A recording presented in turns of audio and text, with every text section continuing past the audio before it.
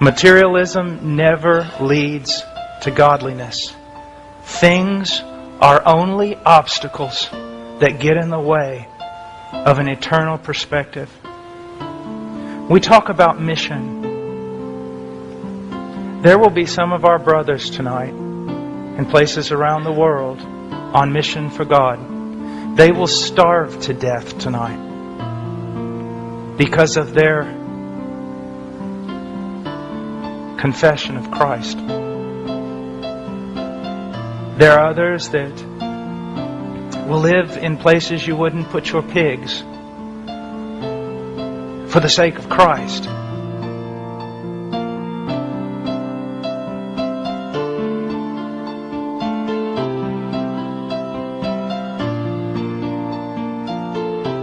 Let me ask you something. How much has Christianity cost you? How much has it really cost you? How much have you had to suffer for the sake of Christ? How much have you lost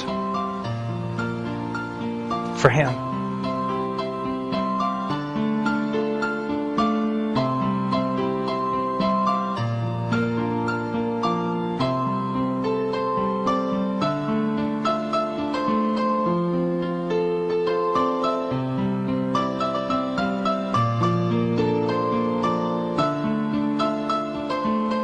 I'll always ask young people, what do you talk about most? There's your God. What do you think about most? There is your God.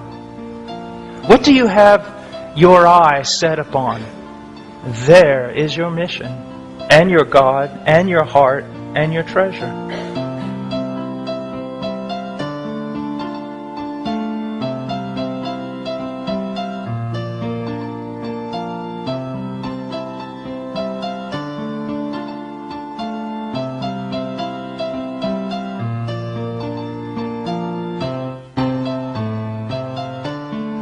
What consumes you? One of the worst things you can do is reduce Christianity down to a moral thing you do because it's what everyone else who is moral does. Talking about passion. We're talking about treasure.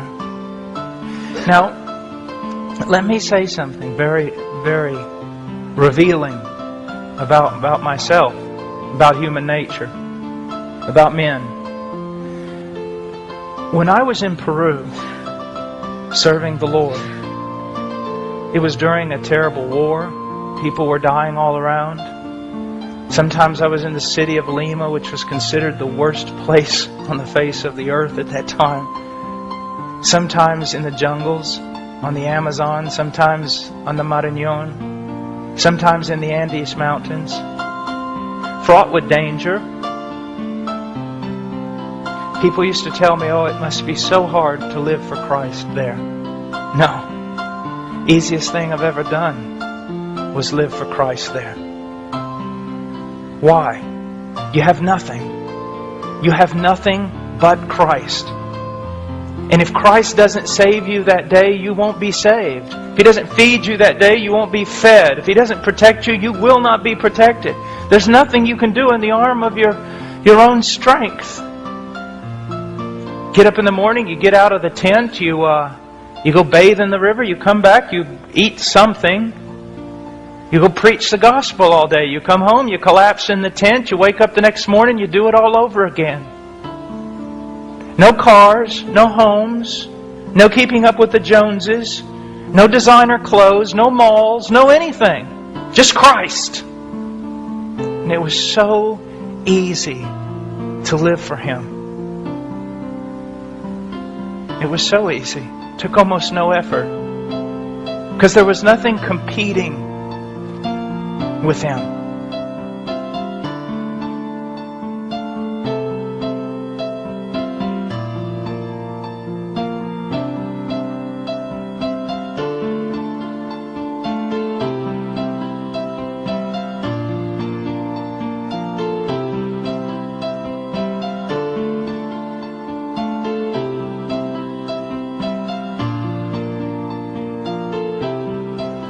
I feel like one of the worst things that ever happened to me, even though I know it isn't, because it is within the will of God.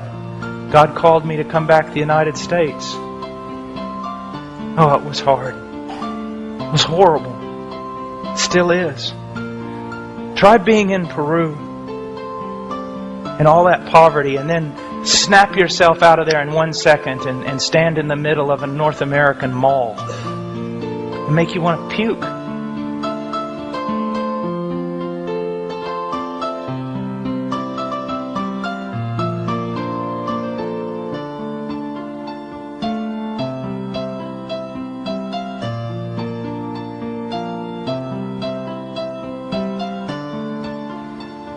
Look around at everything that glitters and shines. Just make you nauseous. It is not hard to live for Christ in Peru. It's hard to live for Christ in the United States of America. Such a battle. And to be honest with you folks, we're losing it.